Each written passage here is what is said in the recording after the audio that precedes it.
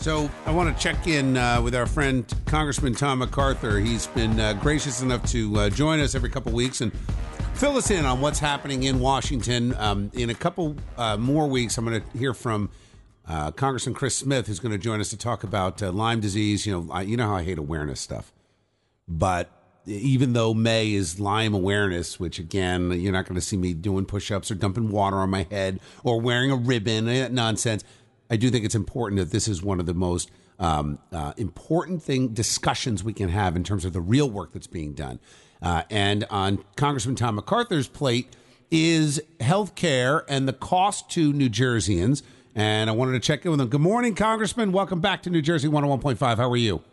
Good morning, Bill. Good to be with you. So what's going on? I see. I wanted to ask you. I had a serious question on the latest for healthcare. First of all, before I get into details, what is going to happen next? Because it seems like we've been completely distracted now by the whole North Korea thing and the conversation on immigration and the ridiculous, quote unquote, science rallies over the weekend. What's happening with regard to healthcare and the next step on Obamacare?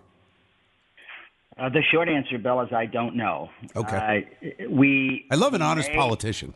Thank you. Well, thank you for that. I've been called a lot of things in the last month or so, Bill, but a prophet is not one of them. I just don't know. We may have a vote this week on health care or next week. I think the most pressing issue is going to be funding the government.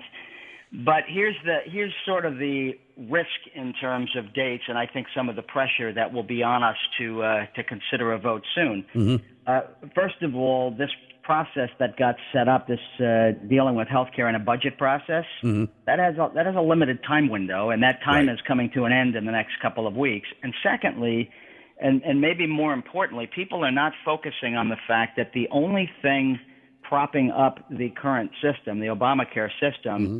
are these payments that the government makes to insurance companies to keep the few that are remaining in the system, to keep them there. Those payments were ruled unconstitutional by a federal judge.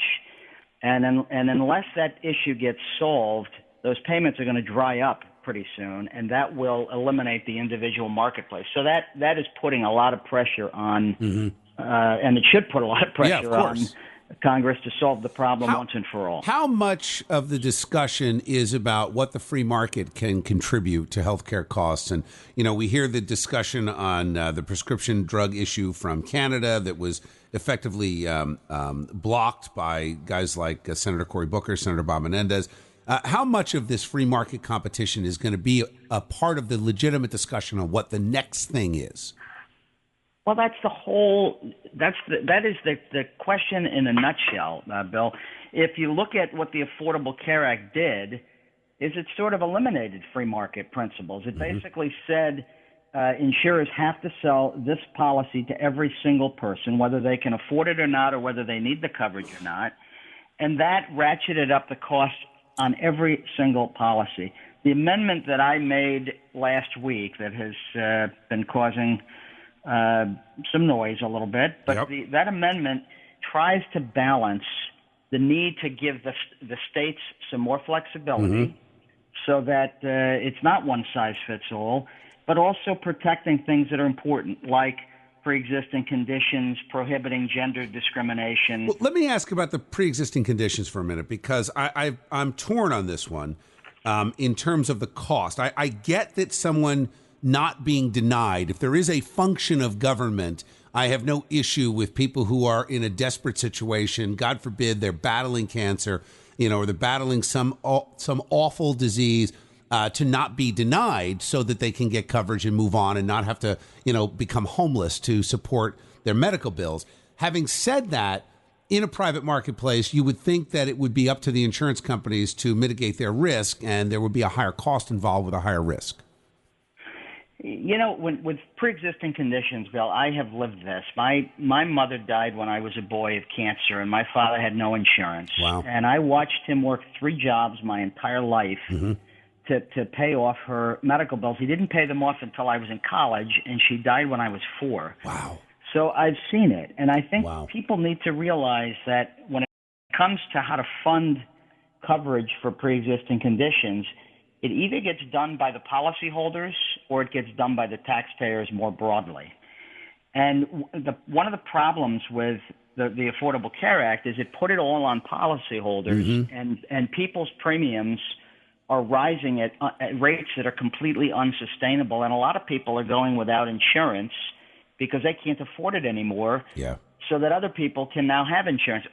That's not a good result either. Talk about an unintended consequence, right? Well, and I don't want to pull the rug out from under anybody who is getting a benefit from the Affordable Care Act, but at the same time, it's just not right that there are 23 million Americans now who don't have insurance, and the most common answer for why they don't have it is we can't afford it anymore. Yeah. That's not a fair result. So what I'm trying to do with my amendment is protect people with pre-existing conditions, but do it by allowing states some flexibility.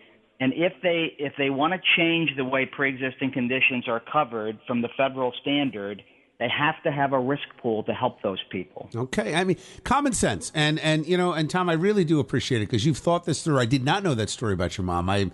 Wow, it's such a deeply personal connection to this. And, you've done a remarkable job focusing for the folks in New Jersey. And I appreciate you coming on the show, and we'll look forward to your next visit. But all the best to you and good luck with this. And just keep me posted because we don't have to stick to a regular schedule. If something comes up with your amendment and there's a vote, I want to hear about it. Okay. I'll be the first one who wants to hear about it. I hear you. All right, Congressman. Thank you very much. Good talking to you.